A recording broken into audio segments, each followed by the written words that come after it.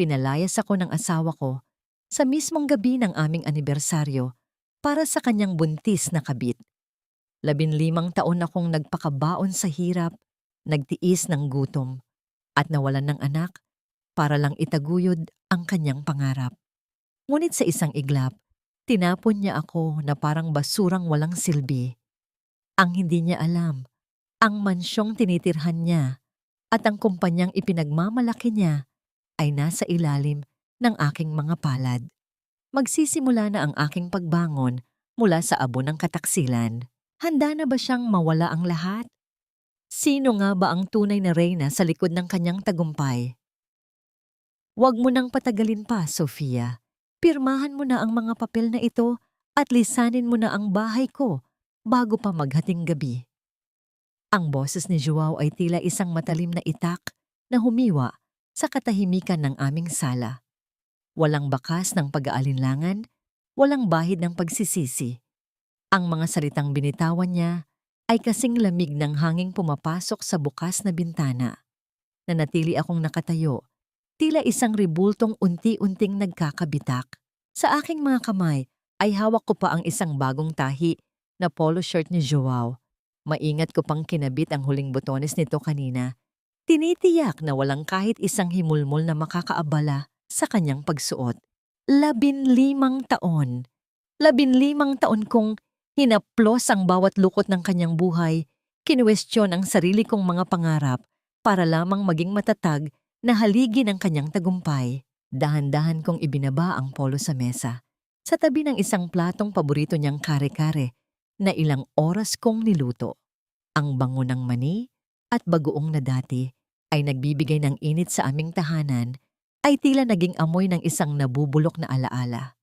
Joao, anibersaryo natin ngayon. Ang tanging lumabas sa aking tuyot na lalamunan. Ang boses ko ay tila isang bulong na nalunod sa ingay ng ulan sa labas. Isang matunog na tawa ang narinig ko mula sa likuran ni Joao. Doon ko lamang napansin ang isang babaeng nakatayo sa anino. Suot ang isang mamahaling damit na pulang-pula. Si Elena. Ang aking sekretarya noon sa kumpanya. Ang babaeng pinagkatiwalaan ko habang abala ako sa pag-aalaga sa aming tahanan at sa lihim na pagpapatakbo ng mga negosyong hindi alam ni Joao na ako ang may-ari. Anibersaryo? Sofia, gising na. Ang anibersaryo niyo ay parang lumang gamit sa bodega. Maalikabok, sira-sira, at dapat nang itapon. Madiing sabi ni Elena habang dahan-dahang hinahaplos ang kanyang tila umbok na tiyan. May bago ng buhay dito at kailangan namin ng espasyo. Isang espasyong hindi puno ng amoy ng luma at pagod mong pagkatao. Tumingin ako kay Joao, umaasang makakita ng kahit kaunting habag. Ngunit ang nakita ko lang ay ang kanyang pag-iwas ng tingin.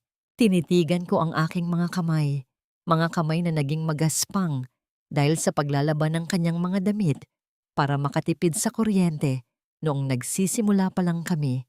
Mga kamay na may mga peklat ng pasok mula sa kusina dahil gusto ko siyang laging pagsilbihan ng mainit na pagkain. Pirmahan mo na, Sofia. Ulit ni Joao, mas naging iritable ang kanyang tono. Ibinigay ko na sa iyo ang lahat ng kailangan mo sa loob ng 15 taon. Huwag ka nang maging sakim. Wala ka namang mapupuntahan kundi sa kalsada. Kaya tanggapin mo na ang maliit na halagang iniwan ko sa iyo. Naramdaman ko ang isang matinding kurot sa aking dibdib. Tila isang karayom na pilit na ibinabaon sa aking puso. Ang bawat sakripisyo ko, ang bawat gabing hindi ako natulog para tapusin ang mga report na akala niya ay gawa ng kanyang sariling talino. Ang lahat ng yon ay nauwi sa pagiging sakim. Ang tunog ng ulan na tumatama sa aming bubungan ay tila naging mas malakas, sumasabay sa mabilis na pintig ng aking puso. Ang bawat patak ay tila isang paalala ng aking mga luha noong nawala ang aming unang anak. Isang trahedyang kinalimutan na niya, ngunit habang buhay na nakaukit sa aking sinapupunan. Lumingon ako sa paligid ng bahay na itinayo ko mula sa aking mga pangarap. Ang bawat kurtina, ang bawat dekorasyon, lahat ay may kwento ng aking pagmamahal. Ngunit sa mga mata ni Joao, ako ay isang gamit na expired na, isang katulong na pwedeng palitan ng mas bata at mas kapaki-pakinabang. Inabot ko ang bolpen. Ang aking mga daliri ay nanginginig, hindi dahil sa takot, kundi dahil sa bigat ng emosyong pilit kong ikinukulong. Sa bawat kurit ng tinta sa papel, tila hinihiwa ko rin ang huling hibla ng aking pagkatao na nakakabit sa lalaking ito. Matapos ang huling pirma, binitawan ko ang bolpen.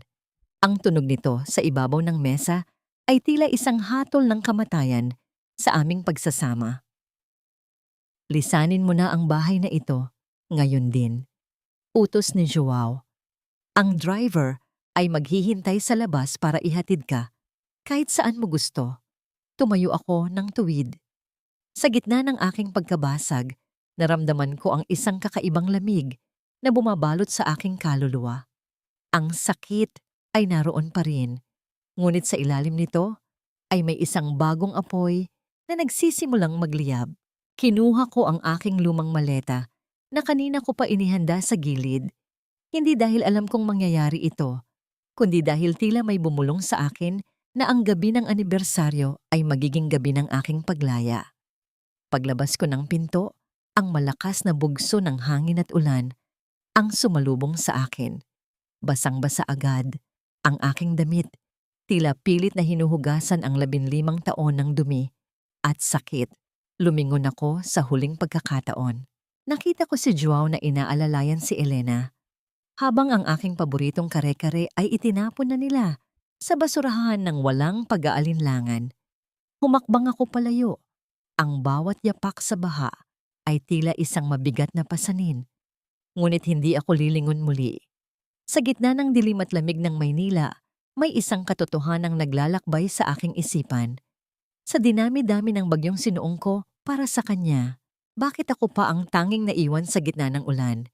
Ganito na lang ba ang halaga ng isang babaeng nagbigay ng lahat? Hindi. Ito ay hindi pa ang dulo. Ito ang simula ng aking pagbangon mula sa mga abo ng aming nasunog na pagsasama. Ang bawat hakbang ko sa gitna ng baha ay tila isang pag-alala sa lahat ng bigat na dinala ko sa loob ng 15 taon. Ang lumang maleta na hila-hila ko ay tila sumasabay sa aking paghinga, puno ng mga butas, pagod at malapit na ring bumigay. Tumingala ako sa langit. Ang ulan ay hindi tumitigil, tila nakikiramay sa bawat patak ng luhang pilit kong itinatago sa ilalim ng basang buhok. Sa kabilang dako ng kalsada, nakatayo ang isang dambuhalang istruktura na matagal ko nang pinagmamasdan mula sa bintana ng aming dating kusina. Ang Villa de Augusto, isang mansyong gawa sa puting bato, may matatayog na haligi at malawak na hardin na nababalot ngayon ng dilim. Maldas itong ituro ni Joao noon. Puno ng inggit at pangarap na balang araw ay makakapasok din siya roon. Ang hindi niya alam, ang bawat sentimo ng tagumpay niya ay kinuha ko mula sa mga pondong itinago ko para sa bahay na ito. Inabot ko ang aking bulsa at kinuha ang isang maliit na bagay na nakabalot sa plastik. Isang gintong susi. Ang lamig nito sa aking palad ay tila nagbigay ng kuryente sa aking nanghihinang katawan. Sa bawat pagpihit ko sa malaking gate, ang tunog ng bakal na nagkikiskisan ay tila isang malakas na deklarasyon ng aking pagbabalik. Hindi ito ang tunog ng pagkatalo. Ito ang tunog ng pagbubukas ng isang bagong mundo.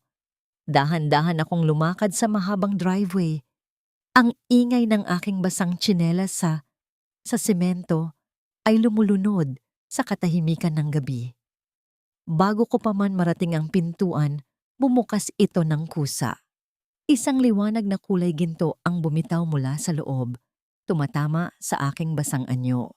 Diyos ko, Ma'am Sofia. Ang boses ni Aling Rosa, ang matapat na kasambahay ng aming pamilya, mula pa noong bata ako, ay puno ng pag-aalala.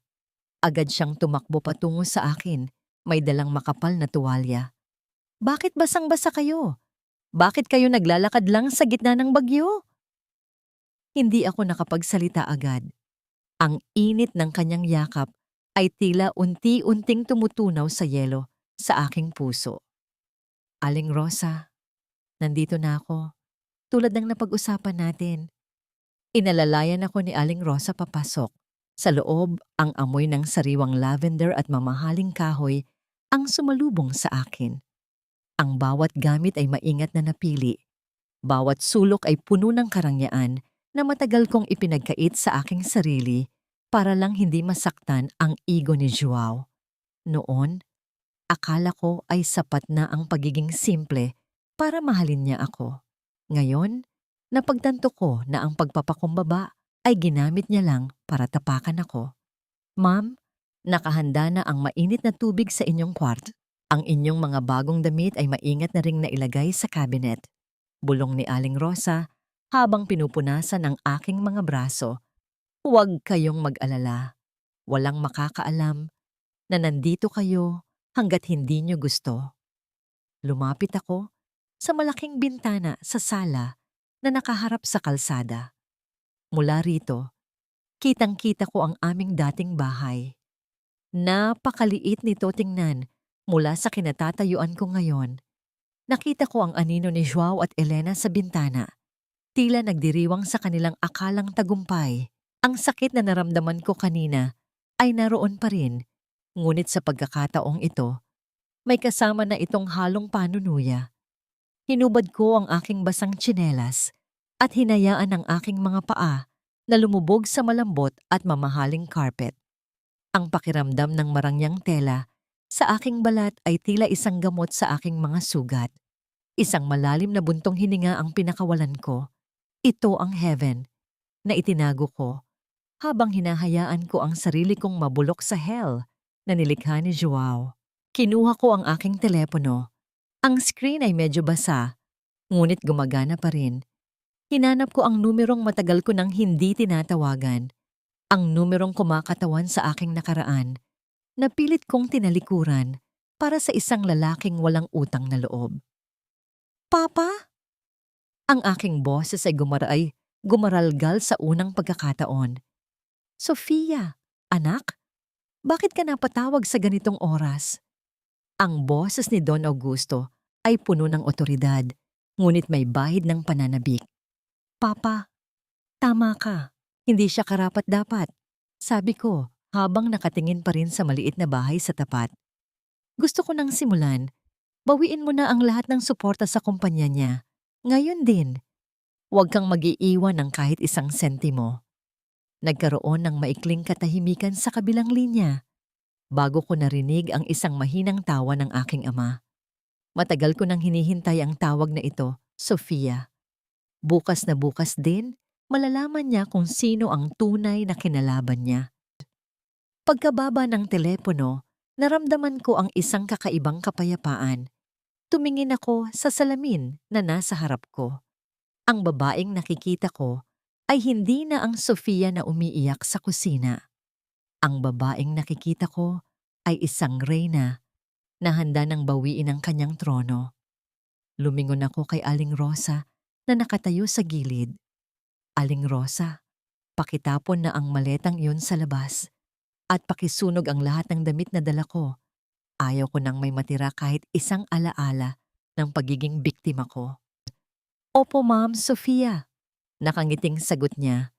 Humakbang ako patungo sa itaas. Ang tunog ng aking mga yapak ay tila isang martsa ng digmaan. Sa gabing ito, habang si Joao ay natutulog sa piling ng kanyang kabit, hindi niya alam na ang mundong itinayo niya ay nagsisimula na ring gumuho sa ilalim ng kanyang mga paa. Ano kaya ang magiging mukha niya kapag nalaman niyang ang dating asawang tinawag niyang basura ang siyang may-ari ng lahat ng kumpanyang bumubuhay sa kanya? Habang ipinikit ko ang aking mga mata sa malambot na unan, isang huling tanong ang pumasok sa aking isipan. Handa na ba silang mawala ang lahat ng kinang na ninakaw nila sa akin? Ang umaga ay tila puno ng pangako para kay Joao. Nagising siyang may ngiti sa mga labi Ninanamnam ang katahimikan ng bahay na wala na ang anino ni Sofia. Para sa kanya, ang pag-alis ng asawa ay ang pagtatapon ng isang lumang pabigat na pumipigil sa kanyang paglipad. Tumingin siya sa kanyang tabi, kung saan mahimbing pang natutulog si Elena. Ang babaeng sa tingin niya ay magdadala sa kanya sa rurok ng tagumpay. Ngunit ang katahimikang yon ay agad na nabulabog. Ang sunod-sunod na tunog ng kanyang telepono sa ibabaw ng nightstand ay tila isang babala na hindi niya mapigilan. Inabot niya ito nang may pagkairita. "Sir Joao, kailangan niyo pong pumunta rito sa opisina ngayon din." Ang boses ng kanyang accountant ay puno ng takot at pagmamadali. Ang lahat ng ating mga credit line ay biglang pinutol ng bangko. Ang ating bultong puhunan mula sa Augusto Group ay binawi na rin sa loob lang ng 1 oras. Tila binuhusan ng malamig na tubig si Joao. "Ano? Hindi maaari yan. May kontrata kami. Bakit nila gagawin yon nang walang pasabi?" "Wala po akong makuha na paliwanag, sir. Ang sabi lang nila, utos daw ito ng pinakamataas na pamunuan. At sir, ang mga tseke na ibinayad natin sa mga supplier kahapon, lahat yon ay tumalbog na." Hindi pa man na ibababa ni Joao ang telepono, narinig na niya ang malakas na reklamo ni Elena mula sa kabilang kwarto. "Joao, bakit hindi gumagana ang mga credit card mo? Sinusubukan kong mag-order ng almusal at mga bagong kagamitan para sa baby, pero lahat ng cards mo ay declined." Ang kayabangan ni Joao ay unti-unting napalitan ng isang malamig na kaba. Mabilis siyang nagbihis at nagmamadaling pumunta sa kanyang opisina sa Makati. Pagdating niya roon, hindi ang kanyang mga empleyado ang bumungad sa kanya, kundi ang isang matandang lalaki na nakaupo sa kanyang swivel chair. Isang lalaking matagal na niyang hindi nakikita, ngunit ang presensya ay sapat na para manginig ang kanyang tuhod. Si Don Augusto, ang ama ni Sofia. "Don Augusto, anong ginagawa niyo rito?" Pilit na tanong ni Joao habang inaayos ang kanyang nagusot na kurbata. Ang matanda ay dahan-dahang lumingon. Ang kanyang mga mata ay tila 2 matalim na balisong na tumititig sa kaluluwa ni Joao. 15 taon, Joao. 15 taon kitang pinanood na magkunwaring matalino at matagumpay gamit ang pera ko. Ang bawat sentimo na nagpatakbo sa kumpanyang ito, ang bawat kontratang nakuha mo, ay dahil sa hiling ng anak ko. Tumawa ng mapait si Don Augusto habang tumatayo. "Akala mo ba ay dahil sa galing mo kaya ka narito?" "Hindi. Narito ka dahil nakiusap si Sofia na suportahan kita. Dahil mahal ka niya. Pinagmukha ka niyang hari sa harap ng mundo habang siya ay nananatiling alipin sa loob ng bahay niyo. Ngunit ngayong itinapon mo siya, wala na ring dahilan para manatili ang korona sa ulo mo. Hindi niyo pwedeng gawin ito. Pinaghirapan ko ang kumpanyang ito." Sigaw ni Joao, ngunit ang kanyang boses ay tila isang bata na nagmamakaawa. "Pinaghirapan? Tingnan natin kung hanggang saan ang hirap mo nang wala ang pangalan ng mga Augusto." Inihagis ng matanda ang isang dokumento sa mesa. "Inaasahan ko ang pag-alis mo sa opisinang ito bago matapos ang araw. Ang gusaling ito, ang kumpanyang ito, pati ang bahay na tinitirhan mo ngayon.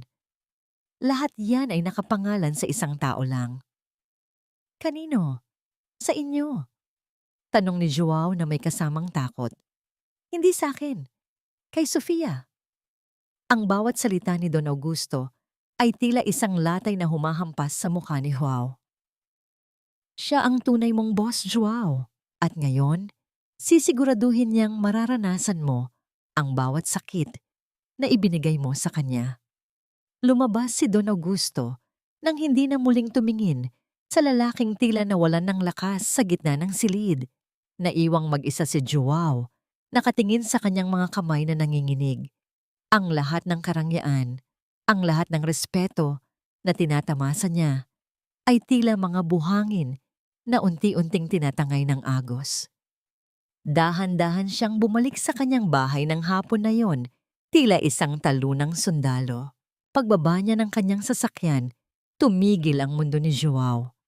Sa kabilang dako ng kalsada, sa harap ng Villa de Augusto na palagi niyang kinaiinggitan, isang itim na luxury car ang dahan-dahang huminto. Isang driver na nakauniforme ang bumaba at mabilis na binuksan ang pinto sa likuran. Isang babae ang lumabas. Suot nito ang isang napakagandang puting damit na tila kumikinang sa ilalim ng papalubog na araw. Ang kanyang buhok ay maayos na nakapusod at ang bawat kilos niya ay puno ng dignidad at kapangyarihan. Hindi makapaniwala si Joao. "Sofia?" bulong niya sa sarili. Ang babaeng itinapon niya sa ulan kagabi. Ang babaeng tinawag niyang walang silbi at basura ay nakatayo ngayon sa harap ng mansyong pinapangarap niya. Tumingin si Sofia sa kanyang direksyon. Walang galit sa kanyang mga mata. Tanging isang malamig na kawalan ng pakiramdam na tila hindi na siya kilala.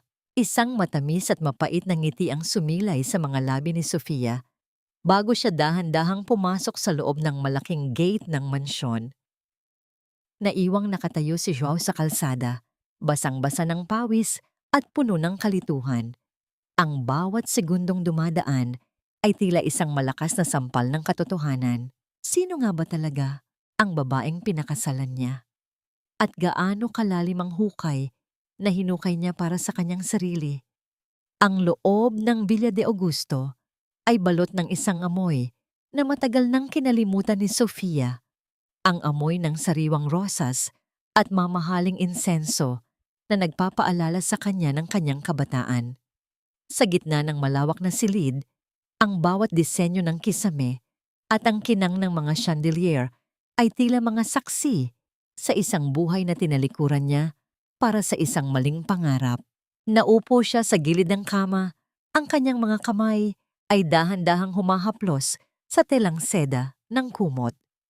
Napakalayo nito sa magaspang na kumot na ginagamit niya sa loob ng 15 taon para lang makatipid sila sa bawat sentimo. Habang nag-aayos ng ilang mahahalagang gamit, isang maliit na kahon na gawa sa madilim na kahoy ang kinuha ni Aling Rosa mula sa kailaliman ng cabinet. "Ma'am Sofia, itinago ko po ito gaya ng bilin ninyo noon. Akala ko ay hindi nyo na ito kukunin muli." Nang mabuksan ang kahon, ang unang tumambad sa kanyang paningin ay isang pares ng maliliit na sapatos na kulay puti. Hindi pa ito kailanman nagamit. Tila bumalik ang kanyang gunita 10 taon na ang nakalilipas sa isang gabi na puno ng takot at ulan, katulad ng gabing pinalaya siya ni Joao. Noon, si Joao ay nagsisimula pa lamang sa kanyang kauna-unahang malaking proyekto. Para makatipid sa tauhan, si Sofia ang gumagawa ng lahat, mula sa pag-aayos ng mga dokumento hanggang sa pagpapatakbo ng mga errand sa ilalim ng init ng araw. 8 buwan siyang buntis noon, ngunit hindi siya tumitigil dahil kailangan ni Joao ang kanyang tulong. Isang gabi, sa gitna ng pagod at puyat, naramdaman ni Sofia ang isang matinding kirot sa kanyang puson. "Joao, dalhin mo ako sa ospital." "Hindi ko na kaya." Pagsusumamo niya habang nakahawak sa gilid ng mesa. Ngunit ang sagot ni Joao ay kasing lamig ng bakal. "Sofia, mamaya na. Kailangan kong matapos ang bidding na ito. 1 oras na lang mananalo na tayo. Huwag kang masyadong madrama. Pagod lang yan." Nang sa wakas ay madala siya sa ospital, huli na ang lahat. Ang tibok ng puso na dati ay nagbibigay sa kanya ng pag-asa ay tumigil na. Ang mas masakit ay ang mga salitang binitawan ni Joao nang malaman ang balita. "Trabaho lang yan, Sofia. Bata pa naman tayo, makakagawa pa tayo ng iba. Isipin mo na lang, nanalo tayo sa bidding. Yun ang mahalaga para sa kinabukasan natin." Sa kasalukuyan, naramdaman ni Sofia ang init ng luhang dumadaloy sa kanyang pisngi. Ang kinabukasan na sinasabi ni Joao ay ang kinabukasan kung saan ipapalit siya sa ibang babae. Ang bawat sakripisyo niya, pati ang buhay ng kanyang anak, ay naging tuntungan lang ni Joao para makaakyat sa pedestal ng kayabangan. Samantala, sa kabila ng kalsada, ang bahay ni Joao ay tila naging isang kulungan. Ang bawat sulok ay nagpapaalala sa kanya ng kanyang kawalan. Elena ay hindi tumitigil sa pagrereklamo. Ano ba, Joao? Wala na bang tubig na mainit? At bakit ang dumi-dumi ng bahay na ito? Nasaan na ba ang dating asawa mo para maglinis? Sa galit at desperasyon, hinalughog ni Joao ang mga lumang gamit ni Sofia sa bodega. Umaasang may makikitang pera o alahas na naiwan. Ngunit sa halip na ginto, isang lumang resibo mula sa isang sanglaan at isang sulat ang kanyang nahanap. Ang resibo ay may petsang 15 taon na ang nakalilipas, ang taon kung kailan siya nagsimula ng negosyo. Nakasaad doon ang pagsasangla ni Sofia sa lahat ng alahas na minana niya mula sa kanyang yumaong ina. Doon nanggaling ang kapital na akala ni Joao ay bunga ng kanyang sariling pagsisikap. Ang bawat makina, ang bawat gamit sa opisina niya ay binayaran ng mga alaala ng ina ni Sofia. Isang malakas na pait ang humula sa lalamunan ni Joao. Ang bawat tagumpay niya ay tila naging isang malaking kasinungalingan. Sa bawat sandali na minaliit niya si Sofia, sa bawat pagkakataon na tinawag niya itong pabigat, ang katotohanan ay si Sofia ang bumuhat na sa kanya mula sa putikan.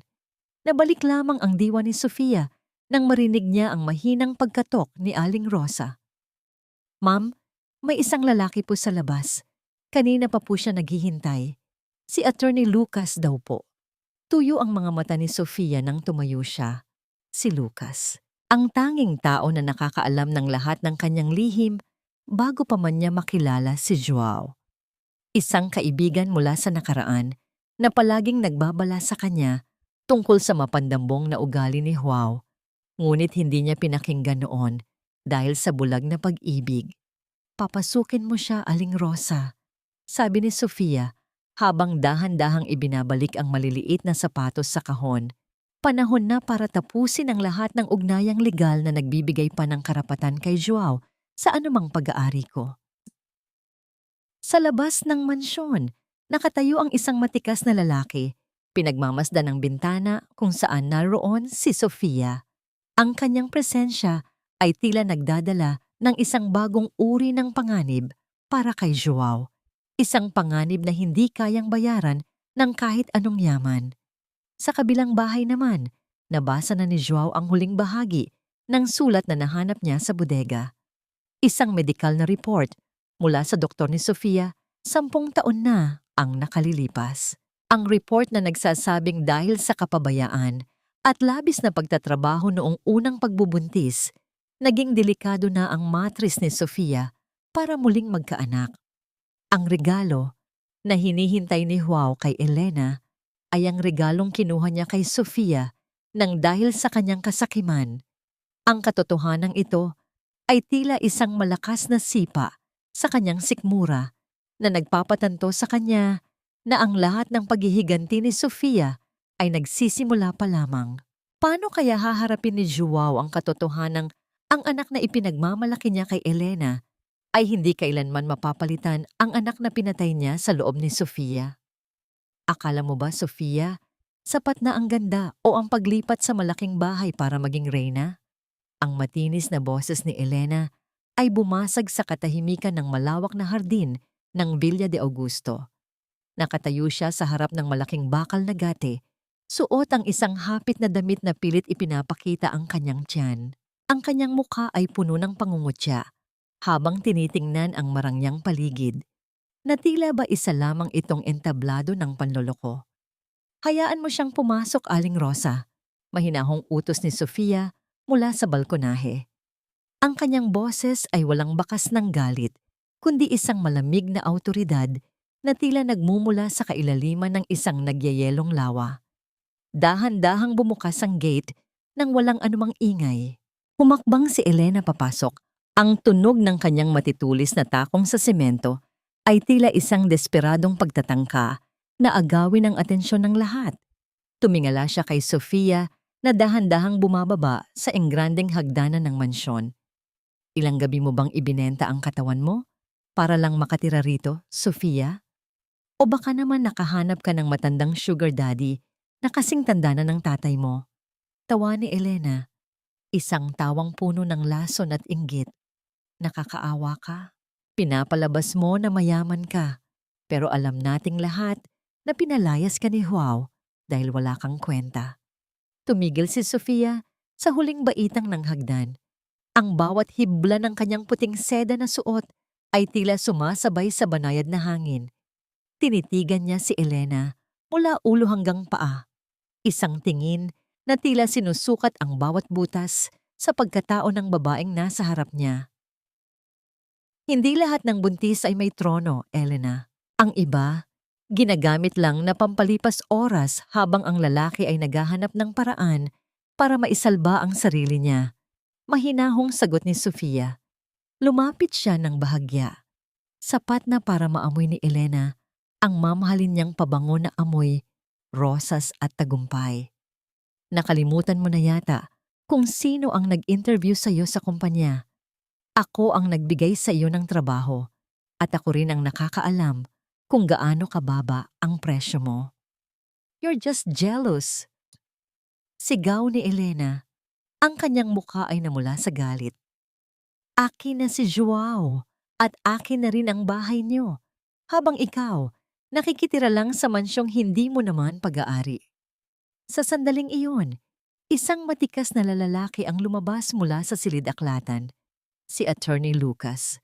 Ang kanyang presensya ay tila isang pader ng yelo na nagpatahimik sa ingay ni Elena.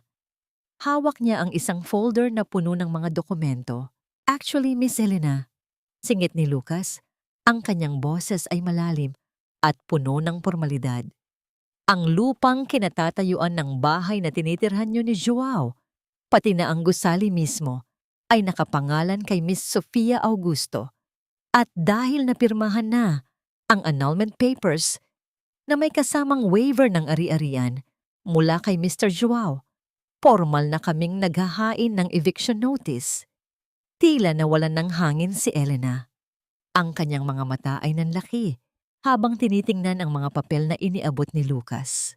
At ito pa, dagdag ni Sofia habang iniaabot ang isang pirasong papel na naglalaman ng mahabang listahan ng mga numero. Iyan ang bill para sa kuryente, tubig at upa sa loob ng 15 taon na tinirhan ni Joao ang bahay na pag-aari ko. Isama mo na rin ang interes.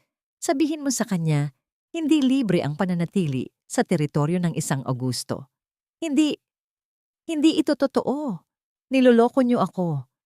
Pilit na pagtanggi ni Elena, ngunit ang panginginig ng kanyang mga kamay ay hindi niya maitago. Layas, Elena! Bulong ni Sofia, ang kanyang mga mata ay kasing talim ng kidlat. Bago ko patawagin ang mga security para kaladkarin ka palabas, ang bawat segundo na nananatili ka rito ay dumudumi ang hangin na nilalanghap ko. Wala nang nagawa si Elena kundi ang tumalikod ng may halong hiya at poot. Ang bawat hakbang niya palayo ay tila isang pagbagsak mula sa isang mataas na pangarap. Sa labas ng gate, nakita niya ang mga tauhan ng kumpanya ni Sofia na nagsisimula ng magkarga ng mga mamahaling muebles mula sa lumang bahay, mga gamit na personal na binili ni Sofia. Naiwang nakatayo si Sofia sa balkonahe habang si Lucas ay tahimik na nakatayo sa kanyang likuran. Salamat, Lucas. Bulong niya. Wala iyon, Sofia. Alam mo namang palagi akong narito para sa'yo. Sagot ng abogado, ang kanyang tingin ay puno ng paghanga at isang lihim na pangako. Tumingin si Sofia sa langit na unti-unti nang nagdidilim. Ang kanyang labanan ay hindi pa tapos, ngunit sa unang pagkakataon, naramdaman niya ang tamis ng hustisya. Ang maling akala ni Elena ay simula pa lamang ng isang mahabang gabi ng pagtutuos. Ano kaya ang gagawin ni Joao kapag nalaman niyang ang babaeng akala niya ay kanyang itatapon, ay siya palang nagmamay-ari ng lupang tinatapakan niya? At hanggang kailan kayang panindigan ni Elena ang kanyang pagbubuntis ngayong wala na silang pader na masisilungan? Ang amoy ng mamahaling pabango at ang kinang ng mga dambuhalang chandelier sa loob ng grand ballroom ng isang sikat na hotel sa Makati ay tila isang malaking pader na naghihiwalay sa mga makapangyarihan at sa mga nagkukunwari lamang. Suot ko ang isang itim na gown na gawa sa purong sutla na may mga batong kumikinang sa bawat galaw ko. Sa harap ng salamin, tinitigan ko ang aking sarili. Hindi ko na makilala ang babaeng dati ay nakasuot lang ng apron at amoy bawang mula sa kusina. Ngayon, ang bawat guhit ng kolorete sa aking muka ay tila isang baluti para sa digmaang ito. Handa ka na ba, Sofia? Ang boses ni Papa mula sa likuran ko ay puno ng pagmamalaki. Inabot niya ang kanyang braso sa akin at marahan ko itong hinawakan. Higit pa sa handa, Papa. Sagot ko nang may kasamang matatag ng ngiti. Sa loob ng ballroom, nakita ko agad ang pamilyar na figura. Si Joao. Suot niya ang kanyang pinakamahal na suit, ngunit bakas sa kanyang muka ang pagod at desperasyon. Kasama niya si Elena, na pilit naglalakad ng tuwid sa kabila ng laki ng kanyang tiyan, pilit na kumakapit sa braso ni Joao habang sinusubukang kumuha ng atensyon ng mga negosyanteng naroon. Ngunit ang bawat taong nilalapitan ni Joao ay tila umiiwas. Ang mga dating kaibigan na palaging nakapaligid sa kanya noong malakas pa ang Augusto Group, sa likod niya ay tila naging mga estranghero.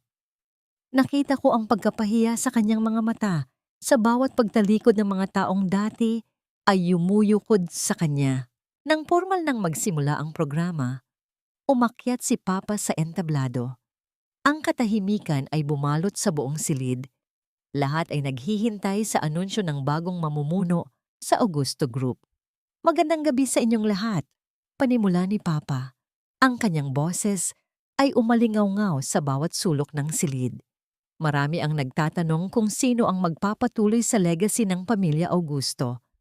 Ngayong gabi, nais kong ipakilala sa inyo ang tunay na utak sa likod ng aming mga tagumpay sa nakalipas na dekada, ang aking kaisa-isang anak, ang bagong CEO ng Augusto Group, Sofia Augusto. Sa sandaling binanggit ang pangalan ko, ang lahat ng spotlight ay tumama sa akin.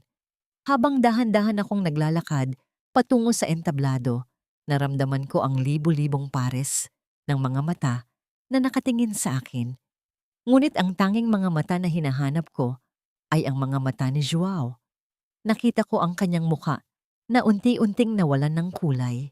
Ang baso ng wine na hawak niya ay tila manginginig na mahuhulog sa kanyang mga kamay. Ang kanyang bibig ay bahagyang nakabukas, tila hindi makapaniwala sa nakikita. Si Elena naman ay tila naging isang estatwa. Ang kanyang pagkamuhi ay nahaluan ng matinding takot. Pag-akyat ko sa entablado, kinuha ko ang mikropono. Tumingin ako ng diretso kay Joao. Salamat, Papa. Panimula ko. Ang aking boses ay malinaw at walang panginginig. Ang Augusto Group ay laging naniniwala sa katapatan at integridad. Ngunit sa aking pag-upo bilang bagong CEO, natuklasan ko ang ilang mga irregularidad sa mga nakaraang kontrata ng isa sa aming mga subsidiary, ang kumpanyang pinapatakbo ni Mr. Joao Mercado. Ang bulungan sa paligid ay tila naging isang malakas na ugong. Nakita ko ang pawis na namumuo sa noo ni Joao. Natuklasan namin ang malaking halaga ng pera na nawawala. Mga pondong inilaan para sa mga proyekto, ngunit napunta sa mga personal na account. Pagpapatuloy ko habang inilalabas ang isang folder na puno ng mga dokumento. Hindi lamang ito usapin ng negosyo, ito ay usapin ng pagnanakaw sa tiwala ng pamilya ko. Hindi na nakapagpigil si Joao. Lumapit siya sa harap ng entablado. Ang kanyang mukha ay puno ng galit at kahihiyan. Sofia, anong kalokohan ito? Ginagawa mo lang ito dahil sa galit mo sa akin. Huwag mong gamitin ang kumpanya para sa personal mong paghihiganti. Tiningnan ko siya ng may halong awa. Paghihiganti, Joao? Iyan ang tawag mo sa paglalabas ng katotohanan? Ang mga dokumentong ito ay hindi nagsisinungaling. Ang bawat pirma mo rito ay patunay ng iyong pagnanakaw. Lalong naging magulo ang paligid nang ang mga security ng hotel ay humarang sa pagitan namin. Sa sandaling iyon, ang malalaking pinto ng ballroom ay bumukas ng malakas. Pumasok ang 4 na lalaking nakauniporme ng pulis kasama ang isang investigador na may dalang warrant. Mr. Joao Mercado, ang boses ng pulis, ay naging sentro ng atensyon. Inaanyayahan ka naming sumama sa presinto para sa questioning tungkol sa kasong estafa at malversation of funds na isinampa laban sa iyo.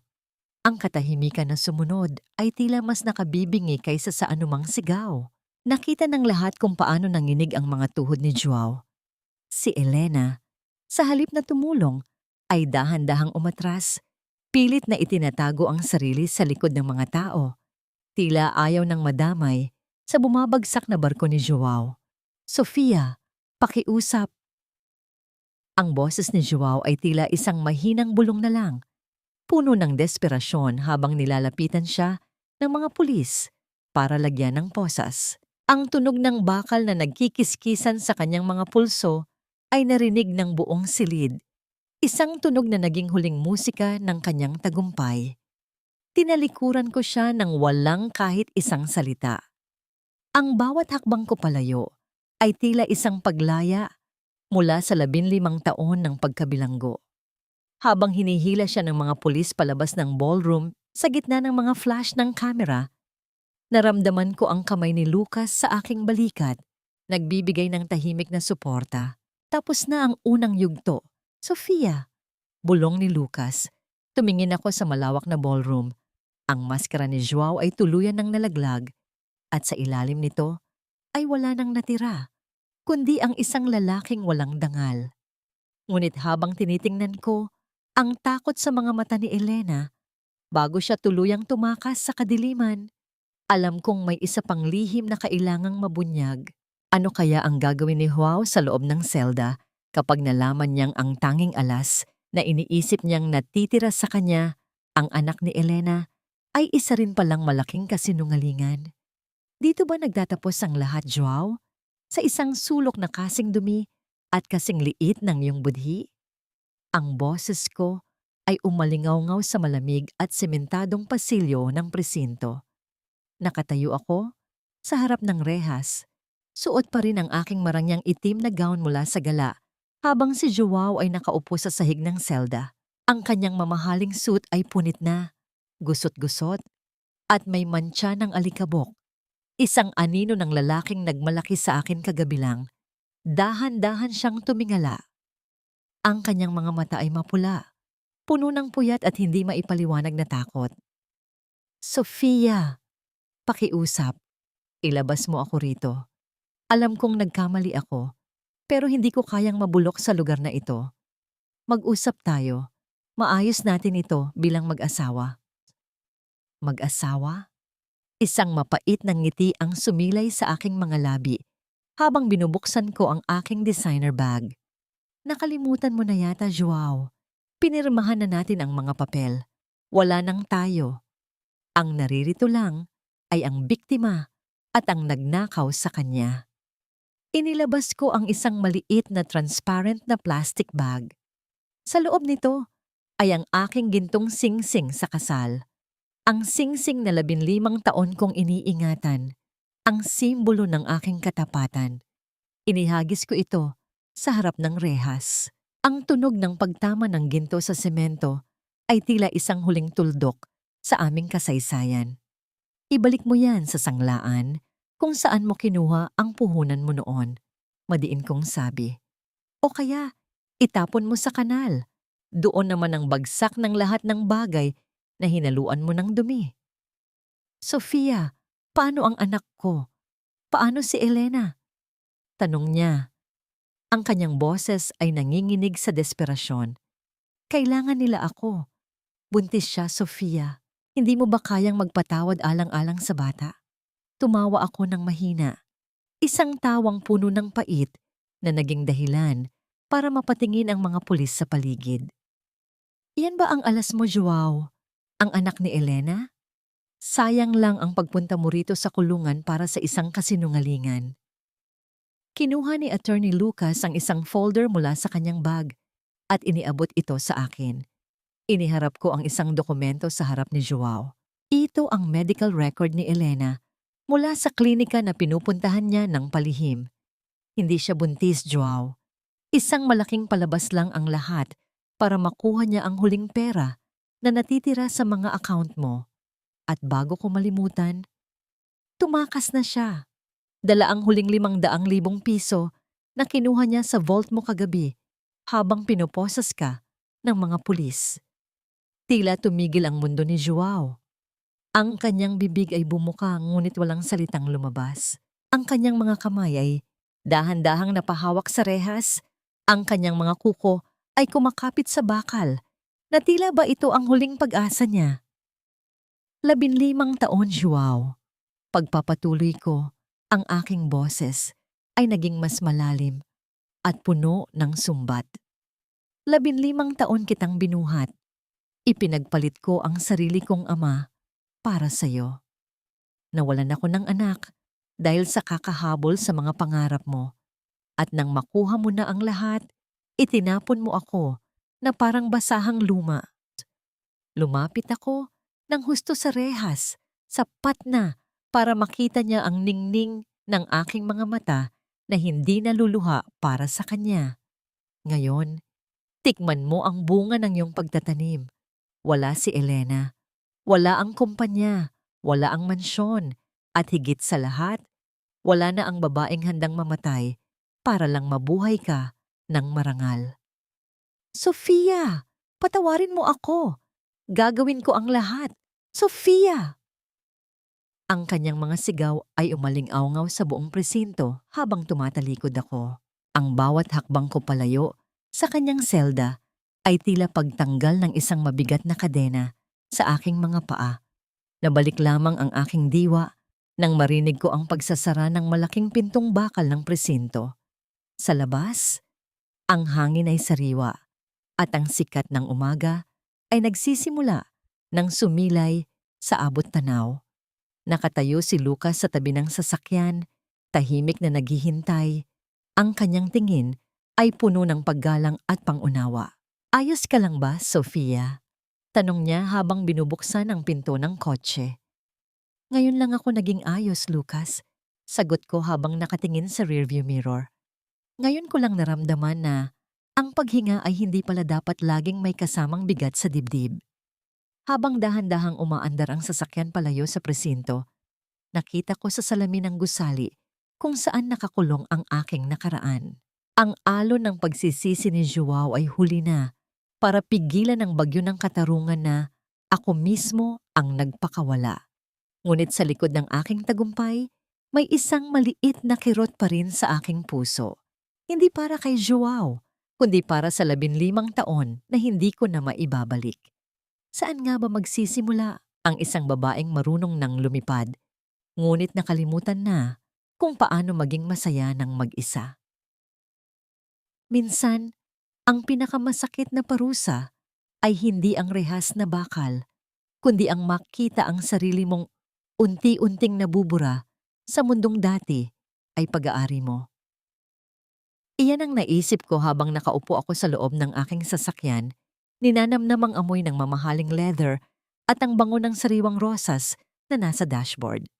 Ang aircon ay nagbibigay ng tamang lamig, sapat para makalimutan ko ang init at gulo ng kalsada sa labas. Ngunit sa paghinto ng trapiko sa gitna ng malakas na buhos ng ulan, ang aking paningin ay natuon sa isang figurang nakasilong sa ilalim ng isang sira-sirang waiting shed. Si Joao. 1 linggo na ang nakalilipas mula nang makalabas siya ng presinto dahil sa kawalan ng sapat na ebidensya para sa pansamantalang pagkulong, ngunit ang kanyang laya ay tila mas malala pa sa bilangguan. Wala siyang pera, wala siyang bahay, at wala siyang mukhang maihaharap sa mga taong dati ay kinalaban niya. Nakita ko siyang nakabalot sa isang basang jacket, nanginginig ang mga balikat habang nakatingin sa kawalan. Ang lalaking dati ay hindi makalabas ng bahay nang walang suot na Rolex ay ngayon ay nagbibisikleta na lamang sa kanyang isipan ng mga pagkakataong sinayang niya. Naramdaman ko ang isang pamilyar na kirot sa aking dibdib. Iyon ang awa. Ang emosyong matagal nang naging dahilan ng aking pagkabulag. Naalala ko ang mga gabi noong kami ay nagsisimula pa lamang kung paano ko siya ibinabalot sa kumot kapag siya ay nilalamig. Kung paano ko binibilang ang bawat sentimo para lang mabilhan siya ng gamot sa ubo. Ang aking kamay ay dahan-dahang gumalaw patungo sa hawakan ng pinto ng kotse. Sofia, huwag! Ang boses ni Lucas ay mahinahon ngunit puno ng babala. Nakaupo siya sa tabi ko. Ang kanyang mga mata ay nakatuon din kay Joao ngunit walang bahid ng emosyon. Ang pagtulong sa taong sumira sa iyo ay hindi kabutihan, Sofia. Iyon ay pagpapakain sa halimaw. Nakakain sa iyo muli sa oras na lumakas siya. Pero Lucas, tao pa rin siya. Tingnan mo siya. Basang-basa siya sa ulan. Bulong ko, ang aking boses ay nanginginig sa pagitan ng hustisya at ng lumang ugali ng pagiging martir. Ang ulan na iyan ang maghuhugas sa kanyang kasalanan o ang magpapatanto sa kanya ng halaga ng bubong na sinira niya. Sagot ni Lucas habang hinahawakan ang aking kamay ng may paggalang, sapat lang para pigilan ako sa aking balak. Ang self-healing ay hindi nagsisimula sa pagpatawad sa iba, kundi sa pagprotekta sa sarili mo mula sa mga taong hindi marunong magpahalaga. Tinitigan ko si Joao sa huling pagkakataon. Sa sandaling iyon, tila naramdaman niya ang aking tingin. Lumingon siya. At sa pagtatama ng aming mga mata, nakita ko ang isang mundong gumuho. Wala nang galit sa kanyang mukha. Tanging isang malalim na kahihiyan at pagmamakaawa. Itinaas niya ang kanyang kamay. Tila gustong tumawag. Tila gustong humingi ng tulong. Ngunit sa halip na buksan ang pinto, dahan-dahan kong inilihis ang aking paningin. Naalala ko ang gabi ng anibersaryo namin. Ang gabing pinalayas niya ako sa gitna ng ganito ring kalakas na ulan. Naalala ko ang bawat salitang binitawan niya tungkol sa aking kawalang kwenta. Ang bawat sakripisyo ko na itinapon niya kasama ng basurang kare-kare. Ang trapiko ay nagsimula ng gumalaw. Ang tunog ng makina ng aking sasakyan ay tila isang malakas na pagtibok ng puso na nagpapasya na sa wakas ay tumigil sa pag-asa. Dahan-dahan kaming umandar palayo. Tumingin ako sa rearview mirror. Ang figura ni Joao ay unti-unting lumiliit, naglalaho sa gitna ng hamog at ulan ng Maynila. Kasabay ng pagliit ng kanyang anyo, ay ang pagliit din ng puwang niya sa aking puso. Ang bawat metrong inilalayo ng sasakyan ay tila isang pahina ng aking buhay na tuluyan ko nang isinasara. Salamat, Lucas. Bulong ko, habang isinasandal ang aking ulo sa upuan. Salamat sa pagpapaalala sa akin na ang aking puso ay hindi na dapat maging silungan ng mga taong sumunog dito. Naging tahimik ang biyahe namin patungo sa aking mansyon. Ngunit bago pa man kami makarating, ang telepono ni Lucas ay tumunog. Isang mabilis na pag-uusap ang naganap at nakita ko ang pagbabago sa ekspresyon ng kanyang mukha. Sofia, ang boses niya ay naging seryoso. Tumawag ang ospital na malapit sa waiting shed na dinaanan natin. May isang lalaking natagpuang nawalan ng malay sa gitna ng kalsada dahil sa matinding hypothermia at komplikasyon sa puso. Si Joao. Naramdaman ko ang panlalamig ng aking mga daliri. Ang tadhana ay may kakaibang paraan ng paglalaro. Akala ko ay tapos na ang pagsubok sa aking puso. Ngunit tila may isang huling desisyon pa akong kailangang gawin na magtatakda kung sino ba talaga ako. Ang biktima pa rin ba? O ang reynang marunong ng magpatawad nang walang kasamang pagbabalik? Nandito na kami sa harap ng aking mansyon. Ang ilaw sa bintana ay naghihintay sa aking pagbabalik. Ngunit ang puting kwarto ng ospital ay tila tumatawag din sa aking pangalan. Tutuloy ba ako sa aking payapang tahanan? O babalik ako sa gilid ng lalaking naging mitya ng aking kamatayan. Ang puting pader ng ospital ay tila isang malawak na disyerto ng kalungkutan. Ang amoy ng gamot at disinfektante ay humahalo sa malamig na hangin ng aircon na nagbibigay ng isang uri ng bigat sa aking dibdib na matagal ko ng pilit na iniiwasan. Nakatayo ako sa labas ng silid kung saan ang tunog ng makina na nagbabantay sa bawat hininga ni Joao ay tila isang mabagal na orasan ng kamatayan. Walang bip-bip na maririnig, tila ang bawat pintig ng kanyang puso ay isang pagsusumamo na huwag munang bawiin ang kanyang hiram na buhay. Gusto mo ba siyang makita sa loob? Tanong ni Lucas. Ang kanyang kamay ay marahang nakapatong sa aking balikat. Ang init nito ay tila isang angkla sa gitna ng aking kalituhan. Hindi para sa kanya, Lucas, para sa bata. Bulong ko. Pagpasok ko, nakita ko ang isang lalaking hindi ko na halos makilala. Ang huwaw na dating puno ng kayabangan ay tila naging isang tuyot na dahon na malapit ng tangayin ng hangin.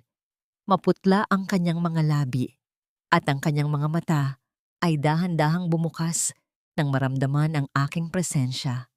Isang mahinang ungol ng aking pangalan ang lumabas sa kanyang lalamunan, ngunit hindi ako lumapit para hawakan ang kanyang kamay. Sofia, patawad! Ang kanyang boses ay tila isang gasgas na plaka, puno ng pighati. Ang patawad ay hindi isang gamot na agad magpapahilom sa iyo, Joao. Mahinahon kong sabi. Nandito ako dahil gusto kong malaman mo na bibisitahin ko ang anak natin ngayon. Ang anak na kinalimutan mo nung abala ka sa paghabad ng iyong dangal. Lumabas ako ng ospital nang hindi na tinitingnan ang kanyang pagluha. Sumakay kami ni Lucas sa sasakyan patungo sa isang lugar na tanging ang aking puso lang ang nakakaalam ng daan. Ang Memorial Park, kung saan nakahimlay ang aking munting anghel. Ang damo ay sariwa at luntian, at ang mga puno ng nara ay dahan-dahang sumasayaw sa ihip ng hangin. Habang naglalakad ako, bitbit ang mga puting liryo, naramdaman ko ang pagluwag ng buhol sa aking lalamunan. Pagdating sa maliit na nicho na may nakaukit na pangalang Angelito, naupo ako sa damuhan. Hindi ito luha ng pait, kundi luha ng pagtanggap. Anak, ang iyong ina ay malaya na. Bulong ko habang inilalagay ang mga bulaklak sa ibabaw ng marmol. Hindi na ako ang babaeng sugatan na palaging nakayuko. Natutunan ko nang tumayo para sa atin. Sa sandaling iyon, nakita ko ang isang figurang dahan-dahang lumalapit mula sa malayo. Si Joao, nakalabas na pala siya ng ospital ng pilit, suot ang isang lumang jacket. Naglalakad ng pasuray-suray habang hawak ang kanyang dibdib. Huminto siya sa malayo, tila nahihiyang lumapit sa sagradong lugar ng bata. Patawad, Sofia. Ngayon ko lang naramdaman ang lamig na naramdaman mo noon. Sigaw niya mula sa malayo. Ang kanyang boses ay basag na basag. Nawala ang lahat sa akin at nararapat lang iyon. Ang pinakamasakit na bahagi ay hindi ang pagiging pulubi, kundi ang makita kang masaya nang wala ako. Tumayo ako at hinarap siya. Sa pagkakataong ito, wala nang galit. Tanging kapayapaan na lang. Pinatawad na kita, Joao, pero hindi dahil gusto kong bumalik ka. Pinatawad kita dahil pagod na akong dalhin ang bigat mo sa aking puso. Malaya ka na sa aking galit at malaya na rin ako sa iyong anino. Isang puting paru-paro ang biglang lumipad sa paligid ko, tila sumasabay sa banayad na simoy ng hangin. Tinitigan ko ito hanggang sa lumipad ito paitaas, patungo sa asul na langit. Naramdaman ko ang presensya ni Lucas sa aking likuran. May dalang isang balabal para protektahan ako sa lamig. Handa ka na bang umuwi, Sofia? Tanong ni Lucas. Ang kanyang mga mata ay puno ng isang pangakong hindi na kailangang bigkasin. Oo, Lucas. Handa na akong umuwi sa buhay na ako mismo ang bumuo. Sagot ko. Tinalikuran ko ang nakaraan na nakatayo pa rin sa gitna ng sementeryo. Isang lalaking huli na ang lahat para sa pagsisisi. habang naglalakad kami ni Lucas palayo. Ang bawat hakbang ko sa damuhan ay tila isang awit ng tagumpay. Ang sugat ay naghilom na at ang tanging natira ay ang peklat na nagsisilbing paalala ng aking katatagan. Ngunit bago kami makarating sa sasakyan, isang huling tingin ang ibinigay ko sa langit. Tatanggapin ko ba ang alok ni Lucas na magsimula muli sa ibang bansa o mananatili ako rito para harapin ang bagong yugto ng aking imperyo? 1 taon. 365 araw na ang lumipas mula nang lisanin ko ang anino ng kataksilan. Nakatayo ako ngayon sa pinakamataas na palapag ng Augusto Towers sa Makati. Pinagmamasdan ang naglalakihang gusali na tila mga hiyas na nakakalat sa ilalim ng dambuhalang langit. Ang bawat ilaw sa ibaba ay tila isang bituin na nagpapaalala sa akin na sa gitna ng dilim, laging may paraan para magningning. Ang aking opisina ay balot ng amoy ng sariwang kape at mamahaling katad. Wala na ang amoy ng bawang at pait ng kusina na dati ay bumabalot sa aking pagkatao. Suot ko ang isang kulay abo na suit na saktong-sakto sa aking hubog, sumisimbolo sa aking bagong kapangyarihan bilang CEO ng Augusto Group. Ang bawat hakbang ko sa makintab na sahig ay tila isang deklarasyon ng aking tagumpay. Ma'am Sofia, narito na po ang huling kontrata para sa ating expansion sa Singapore. Ang mahinahong boses ni Lucas ang pumutol sa aking malalim na pag-iisip. Lumapit ako sa aking mesa at kinuha ang gintong panulat na regalo ni Papa noong araw ng aking inaugurasyon. Sa bawat kurit ng tinta sa papel, naramdaman ko ang bigat ng 15 taon na unti-unting napapalitan ng gaan ng tagumpay. Hindi lang ito pirma para sa negosyo, ito ay pirma para sa aking kalayaan. Samantala, sa kabilang dako ng lungsod, sa maingay at maduming palengke ng Divisoria, isang lalaki ang nakayuko.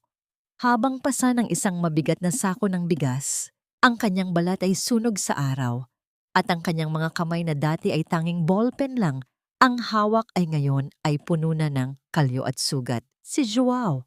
Huminto siya sa harap ng isang maliit na karinderya para punasan ang kanyang pawis gamit ang isang basang bimpo. Sa maliit at malabong telebisyon ng karinderya, lumabas ang aking mukha sa balita. Ang headline ay malaki. Sofia Augusto, pinangalan ng Businesswoman of the Year. Nakita ko sa aking isipan kung paano tumigil ang mundo ni Joao. Mas lalo yatang bumigat ang kanyang mga balikat na para bang bawat tagumpay ko'y dagdag na pasaning hindi niya kayang takasan. Ang dating minamaliit at tinatawag niyang walang halaga ay ngayon ay hinahangaan na sa iba't ibang panig ng bansa. Wala na rin si Elena sa kanyang tabi. Sa mga balita ko na lamang nalaman na nasangkot siya sa mga problemang may kinalaman sa pananalapi. Ang gandang labis niyang ipinagmalaki noon ay napalitan na ng lungkot at pagsisisi habang tahimik niyang hinaharap ang mga bunga ng kanyang mga desisyon. Ang regalong anak na ipinangako niya ay naging isang madilim na bahagi na lang ng kasaysayan ng panloloko. Pag-uwi ko sa mansyon ng gabing iyon, sinalubong ako ng mainit na ngiti ni Aling Rosa. Ang bahay ay puno ng liwanag at tawanan. Ang mga dating kasambahay na pinagmalupitan ni Joao ay masaya na ring nagtatrabaho sa ilalim ng aking kalinga. Dito, ang bawat sulok ay hindi na puno ng takot, kundi ng paggalang at pagmamahalan. Ma'am Sofia, may iniwan pong bulaklak at imbitasyon si Attorney Lucas sa inyong silid. Bulong ni Aling Rosa habang iniaabot ang aking tsa. Pumanhik ako sa itaas at nakita ang isang bungkos ng mga puting tulip, ang paborito ko. Sa tabi nito ay isang liham na may nakasulat na, "Para sa reynang marunong bumangon mula sa abo. Bukas ng gabi may isang espesyal na selebrasyon para sa iyong anibersaryo. Ang anibersaryo ng iyong pagbabalik." Naramdaman ko ang isang kakaibang pintig sa aking puso. Hindi ito ang pintig ng kaba na nararamdaman ko noon kay Joao. Ito ay isang pintig ng pag-asa, Isang dahan-dahang pag-usbong ng damdaming matagal ko nang itinago sa ilalim ng yelo.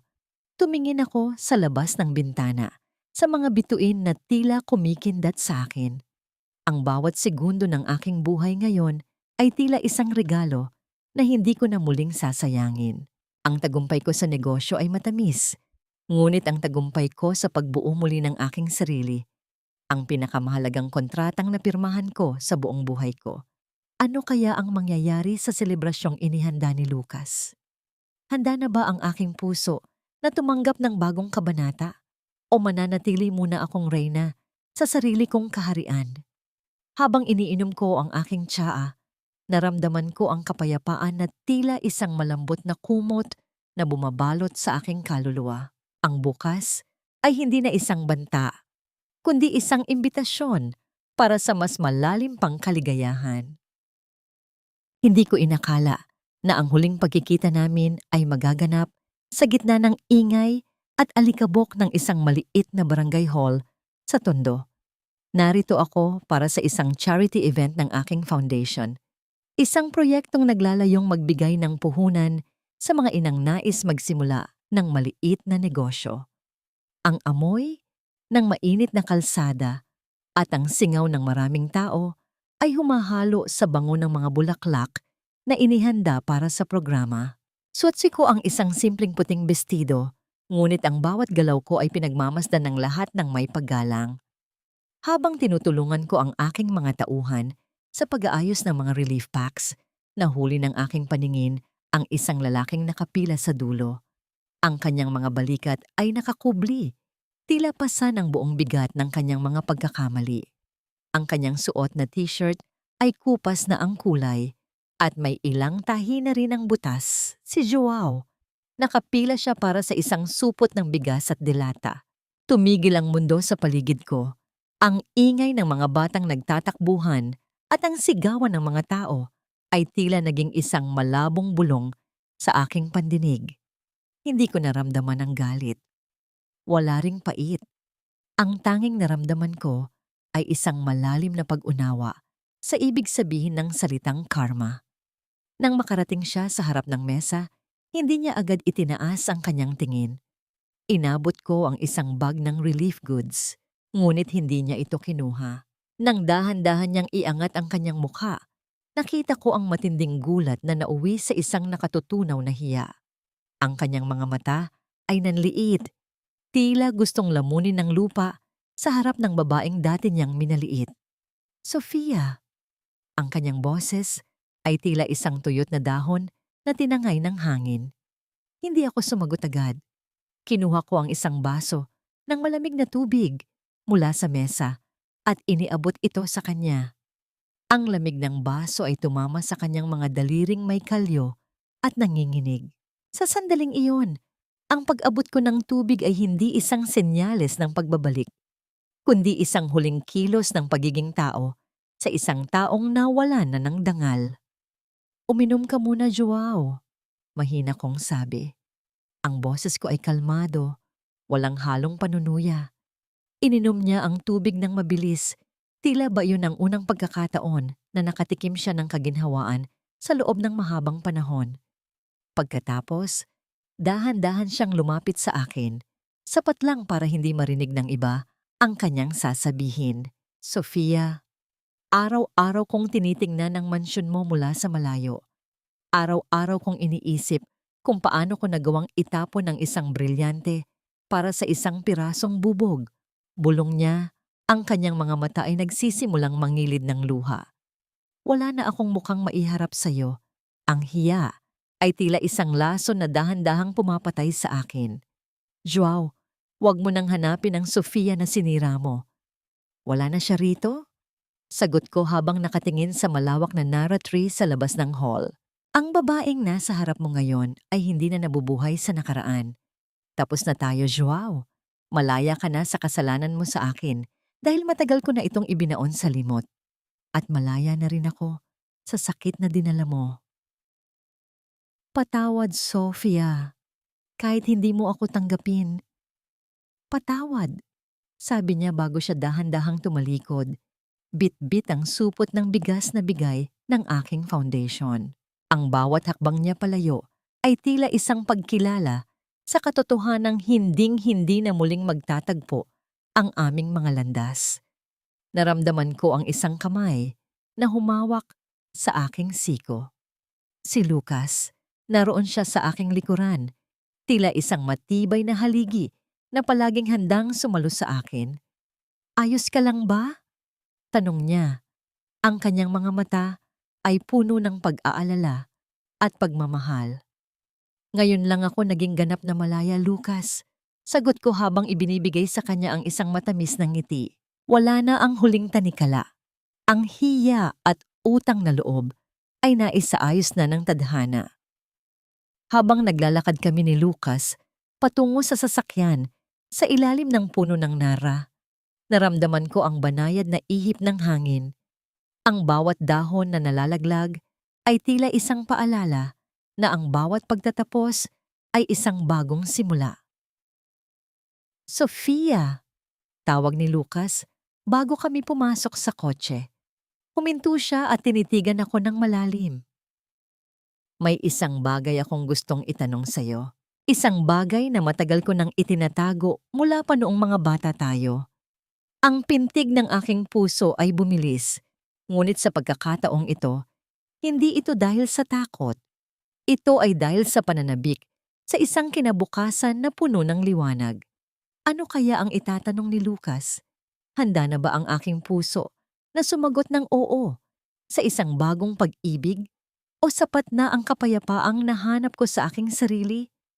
Ang dapit hapon sa Antipolo ay tila isang napakagandang obrang ipininta ng tadhana.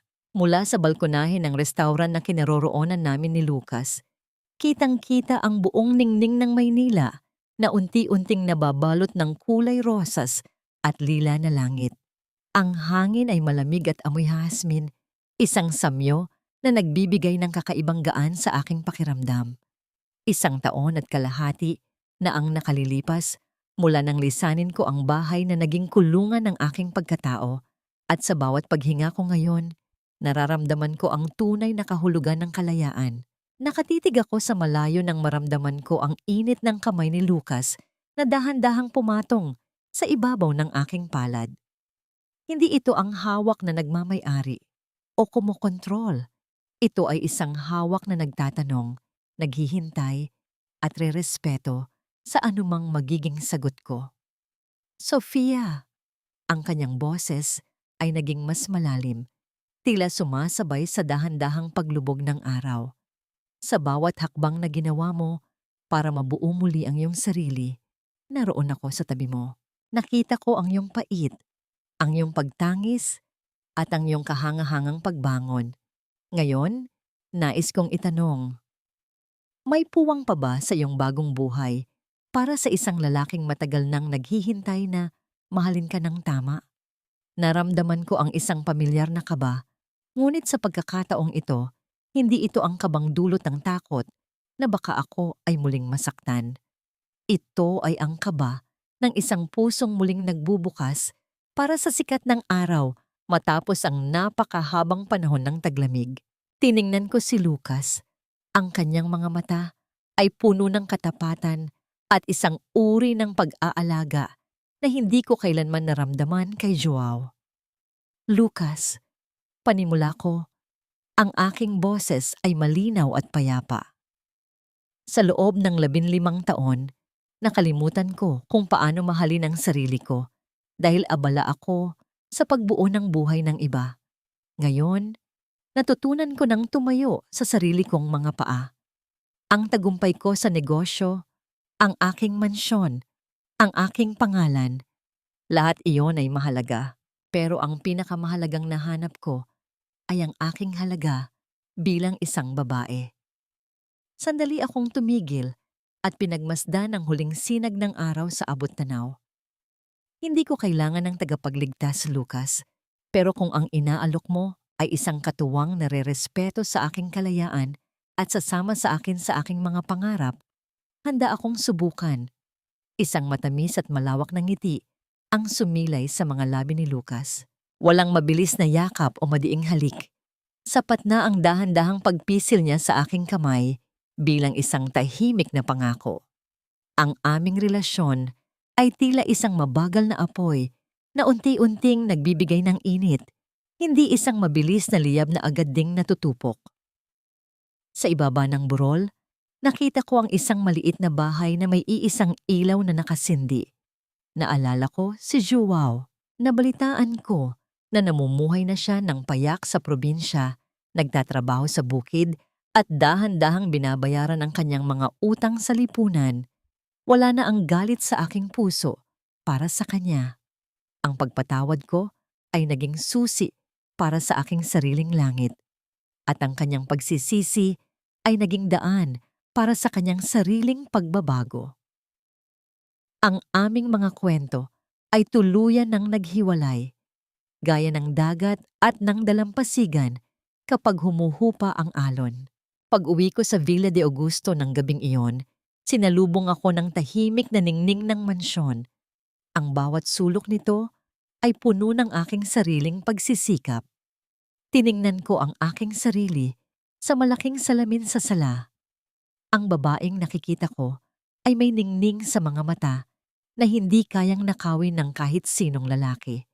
Siya ay si Sofia Augusto, isang anak, isang reyna ng industriya, at isang babaeng marunong ng magmahal nang hindi nawawala ang sarili.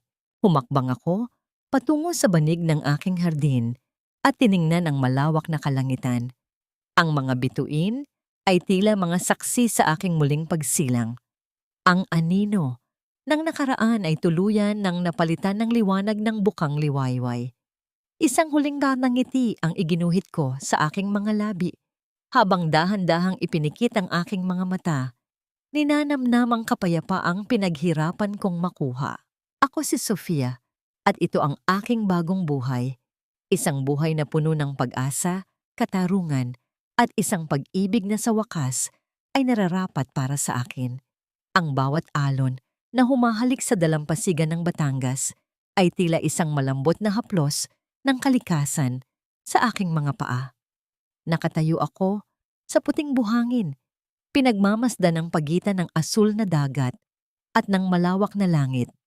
Ang amoy ng alat at ang sariwang simoy ng hangin ay malayo sa amoy ng kulob na kusina at ng pait ng aking nakaraan. Dito, sa ilalim ng dahan-dahang paglubog ng araw, nahanap ko ang isang uri ng katahimikan na hindi mabibili ng kahit anong yaman. 2 taon na ang lumipas. Ang Augusto Foundation ay isa na sa pinakamalaking organisasyon na tumutulong sa mga inang nawalan ng anak at mga kababaihang biktima ng pang-aabuso. Sa bawat ngiti ng mga babaeng natutulungan ko, tila nakikita ko ang munting mukha ni Angelito na nakangiti rin mula sa langit. Ang kanyang maikling buhay ay hindi nasayang. Naging mitya ito para sa pag-asa ng marami. Nabalitaan ko mula kay Aling Rosa na si Joao ay nananatili sa isang maliit na baryo sa Quezon. Nagtatanim siya ng mga gulay at namumuhay ng mag-isa sa isang kubo. Minsan daw ay nakikita siyang nakatitig sa kawalan. Tila binibilang ang bawat pagkakataong itinapon niya. Ang kanyang utang na loob sa aking pamilya ay hindi na niya mababayaran. Ngunit ang kanyang pagsisikap na maging mabuting tao sa huling bahagi ng kanyang buhay ay sapat na para tuluyan ko na siyang mabura sa aking mga panaginip. Si Elena naman ay nahatulan na ng ilang taong pagkakakulong dahil sa kanyang mga ilegal na gawain. Ang ningning na dati ay ipinagmamalaki niya ay tuluyan ng naglaho sa likod ng mga rehas. Ang bawat tao ay may kanya-kanyang dambana ng paghuhukom at ang sa kanila ay binuo ng kanilang sariling mga kamay. Naramdaman ko ang isang pamilyar na init sa aking likuran. Hindi ko na kailangang lumingon para malaman kung sino ito. Ang bango ng kanyang pabango na humahalo sa amoy ng dagat ay sapat na para pakalmahin ang aking puso. Huminto si Lucas sa aking tabi, tila isang matatag na haligi na hindi kailanman naghangad na ako ay ikulong, kundi ang ako ay samahan sa aking paglipad. Ang ganda ng dagat, hindi ba, Sofia? Mahinahong tanong ni Lucas. Inabot niya ang kanyang kamay At sa pagkakataong ito, ako na ang kusang humawak dito. Ang aming mga daliri ay nagdaop. Isang simpleng ugnayan na puno ng respeto at dahan-dahang pag-usbong ng isang bagong pag-ibig. Isang pag-ibig na hindi nakakasakal, kundi nagbibigay ng puwang para huminga. Oo, Lucas. Pero mas maganda ang pakiramdam na alam mong wala ka ng kailangang takbuhan. Sagot ko habang isinasandal ang aking ulo sa kanyang balikat. Tumingin ako sa aming mga bakas ng paa sa buhangin. Sa bawat paghampas ng malaking alon, ang mga bakas na yon ay dahan-dahang nabubura. Tila ang dagat mismo ang nagsasabing ang nakaraan ay dapat ng pakawalan para sa bagong simula. Ang mga sugat ko ay naging mga peklat na nagsisilbing medalya ng aking katatagan. Hindi ko na kailangan ng korona para maging reyna. Sapat na ang pusong marunong lumaban, marunong magpatawad, at higit sa lahat, marunong magmahal sa sarili ng buong buo. Sa gitna ng bukang liwayway ng aking bagong buhay, nahanap ko ang aking tunay na dambana. Isang dambana ng kapayapaan na walang sino mang makakaagaw sa akin. Ako, si Sofia Augusto, isang babaeng bumangon mula sa abo at ngayon ay malaya nang lumilipad patungo sa liwanag.